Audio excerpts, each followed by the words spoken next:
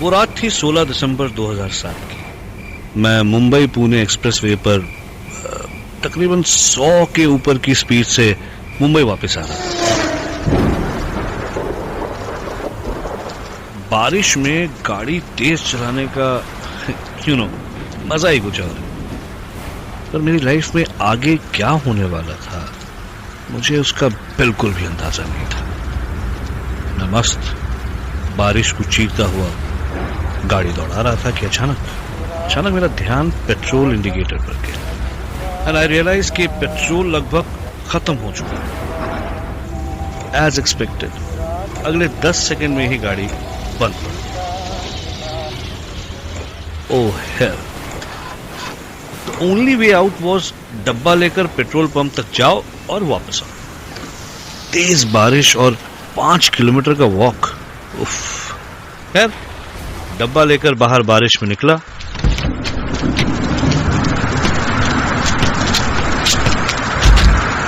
भगवान का नाम लिया और चल पड़ा। तब लगा जैसे भगवान ने मेरी सुनी, क्योंकि 10 कदम ही चला था कि देखा कि पीछे से एक गाड़ी चली गई। मैंने लिफ्ट मांगी और गाड़ी रुक गई। तो मैंने कांच पर नॉक किया होपिंग कि मुझे लिफ्ट मिल जाए, लेकिन जब कांच नीचे हुआ तो पता नहीं क्यों एक अजीब सा डर लगा।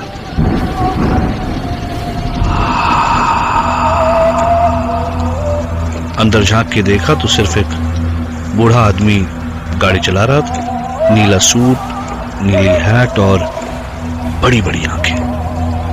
हेलो, मैंने कहा। वो आदमी मेरी तरफ मुड़ा और मुस्कुराया, लेकिन वो मुस्कान बहुत अजीब सी थी, ऑलमोस्ट क्रीपी।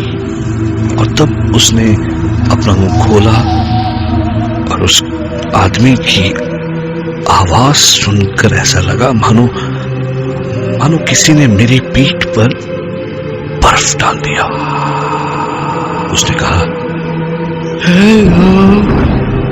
सच एक बार मन में आया कि तुरंत यहां से भाग जाऊं, पर मैंने अपने आप को संभाला और कहा, सर लिफ्ट मिलेगी?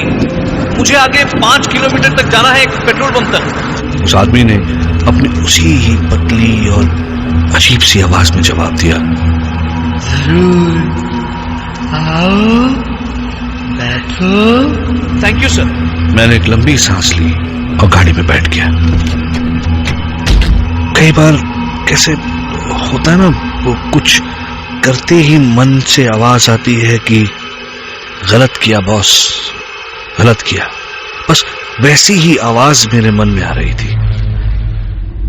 मैंने फाइनली कहा, हेलो सर, मेरा नाम अनुज है। Call me Freddy. Okay, hi Freddy. वो मेरी तरफ देखकर मुस्कुराया। पतले से सूखे हुए होंठ और पीले रंग के टेढ़े मेढ़े दांत। मेरी तरफ मुस्कुराने के बाद फ्रेडी डिकोस्टा फिर आगे देखने लगा। धीरे धीरे मेरा डर बढ़ने लगा। फाइनली बातचीत करने के इंटेंशन से मेरे मन में जो आया मैंने कह दिया, आप बहुत खुश लग रहे हैं मिस्टर फ्रेडी। ओह यस, मैं बहुत खुश हूँ। मैं कल सुबह अपने एक दोस्त से 4 साल के बाद मिलूंगा। अच्छा, देखो ये है उसकी तस्वीर। और उसने मुझे एक आदमी की तस्वीर दिखाई। मोटा सा आदमी, उम्र लगभग 50। ओह, तो इसलिए फ्रेडी मुस्कुरा रहे थे। मेरी जान में जान आई। थोड़ा गिल्टी भी फील हुआ, लेकिन इससे पहले मैं कुछ कहता सामने पेट्रोल पंप आ गया। मैंने फाइनली फ्रेडी से कहा, एक बार फिर से thank you sir. Oh sorry Freddy. That is alright. अगर तुम्हें कभी भी मुझसे बात करनी हो तो यू कैन कॉल मी।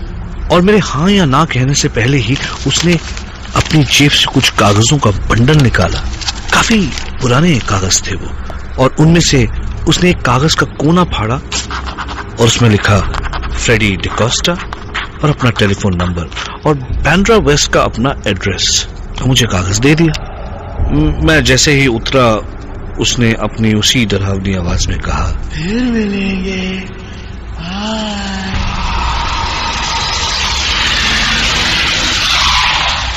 और तुरंत कार निकल गई।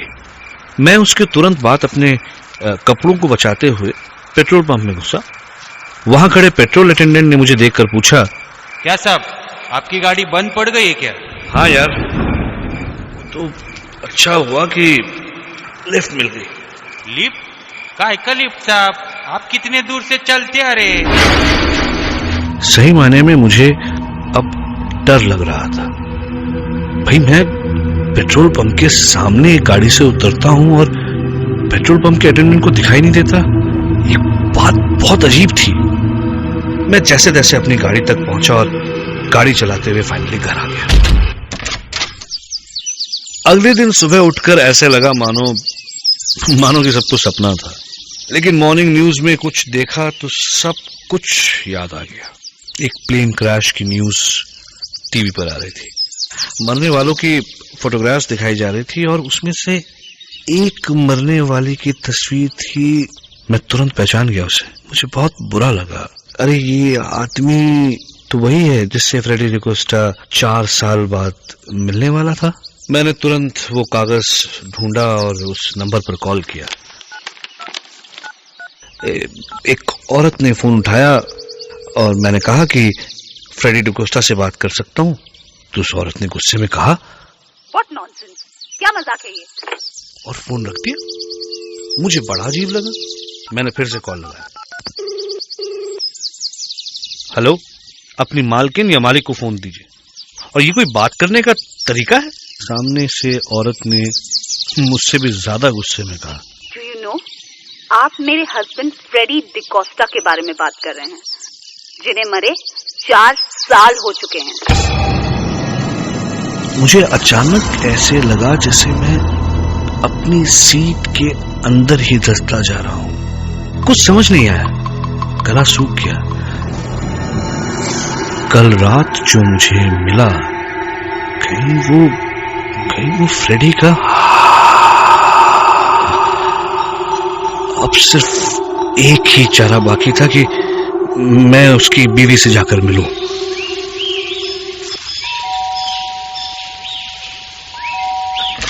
Yes, may I help you?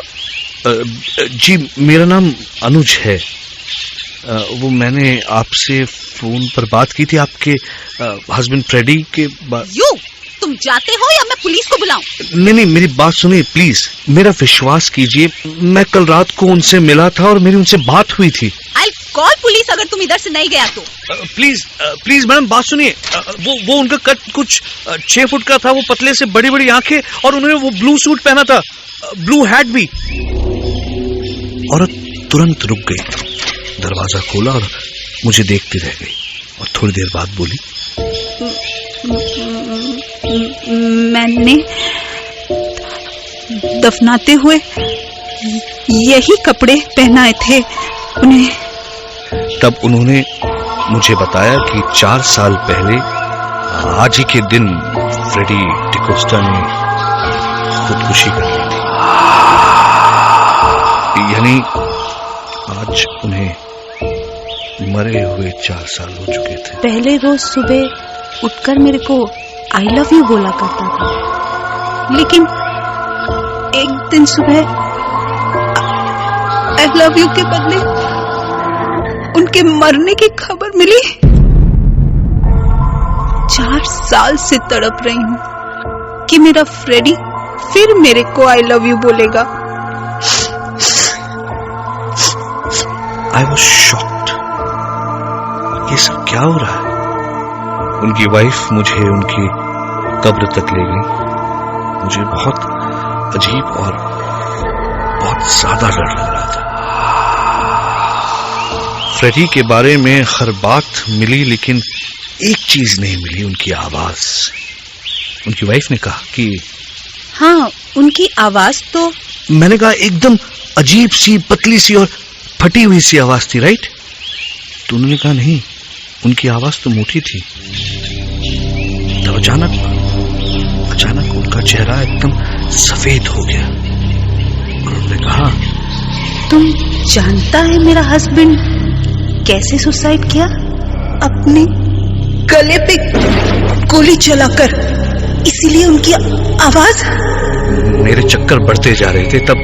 तब अचानक उनकी वाइफ ने मुझसे पूछा, पर आपको ये नंबर कैसे मिला? हाँ, उन्होंने मुझे वो कुछ कागजों का बंडल था उनकी जेब में, जिसमें से एक कागज फाड़कर उन्होंने मुझे दिया। अचानक मानो उनकी आंखें और बड़ी हो गई और उन्होंने कहा, किधर है?